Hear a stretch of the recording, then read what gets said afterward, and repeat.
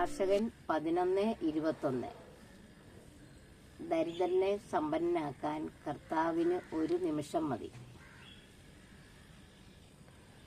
പാപിയുടെ നേട്ടങ്ങളിൽ അസൂയ വേണ്ട. കർത്താവിൽ ശരണം വെച്ച് നിന്റെ ജോലി ചെയ്യുക.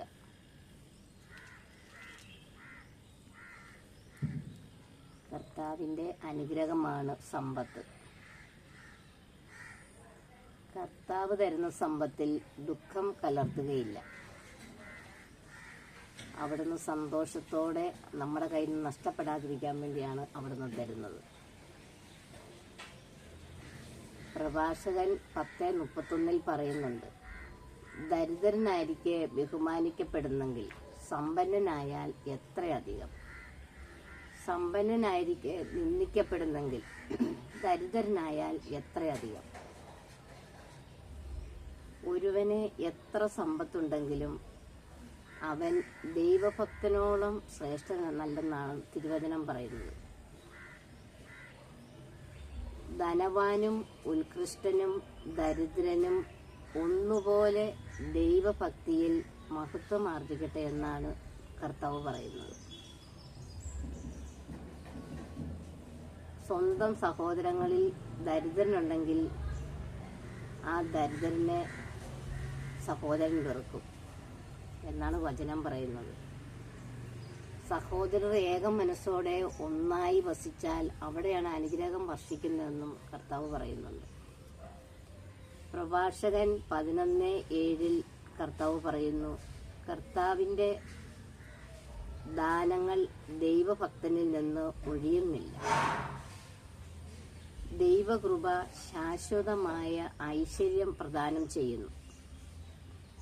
നിരന്തര പ്രയത്നം കൊണ്ടും ലോഭം കൊണ്ടും ചിലര് ധനികരാകുന്നുണ്ട്. ചിലര് എത്ര കഷ്ടപ്പെട്ടാലും അവർക്ക് ദാരിദ്ര്യം ഒഴിയുന്നില്ല.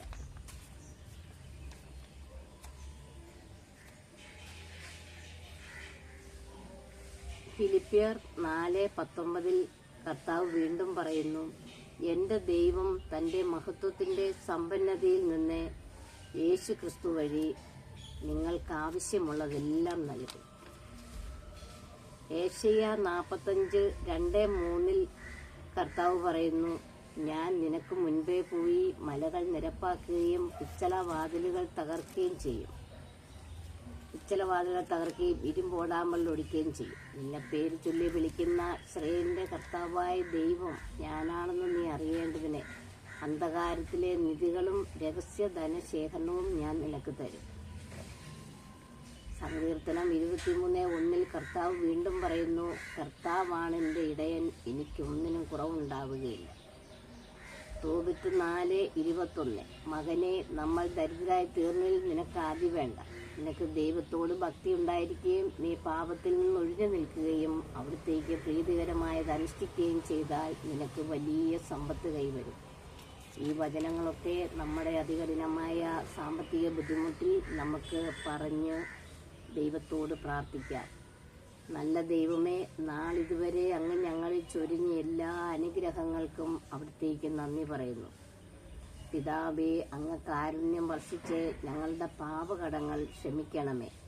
അലിവ് തോന്നി ഞങ്ങളുടെ സാമ്പത്തികസ്ഥിതി മെച്ചപ്പെടുത്തി ഞങ്ങളെ അനുഗ്രഹിക്കണമേ.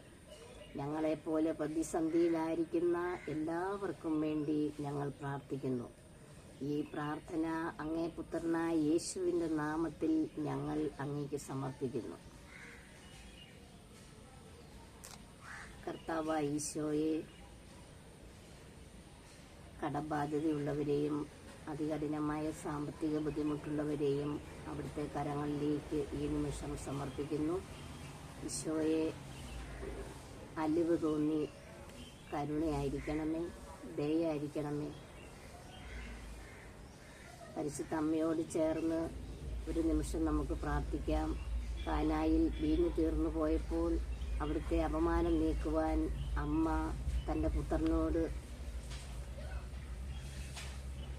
പറഞ്ഞു. അപ്പോൾ പുത്രൻ അമ്മ പറഞ്ഞത് അവൻ പറയുന്നത് പോലെ ചെയ്യുവിൻ എന്നാണ്. അമ്മ അവിടെ മാധ്യസ്ഥം വഹിച്ചു. അതുപോലെ സ്വർഗത്തിലെ നമുക്ക് മധ്യസ്ഥയായ പരിശുദ്ധ അമ്മ മാത്രമേയുള്ള അമ്മയോട് നമുക്ക് പ്രാർത്ഥിക്കാം.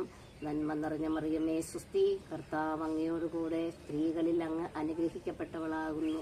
അങ്ങയുടെ ഉദരത്തിന് ഫലമായി ഈശോ അനുഗ്രഹിക്കപ്പെട്ടവനാകുന്നു. പരിശുദ്ധ അമ്മേ, തമ്പുരാന്റെ അമ്മേ, പാപികളായ ഞങ്ങൾക്ക് വേണ്ടി ഇപ്പോഴും ഞങ്ങളുടെ മരണസമയത്തും തമ്പുരാനോട് അപേക്ഷിക്കണമേ. ആമേൻ.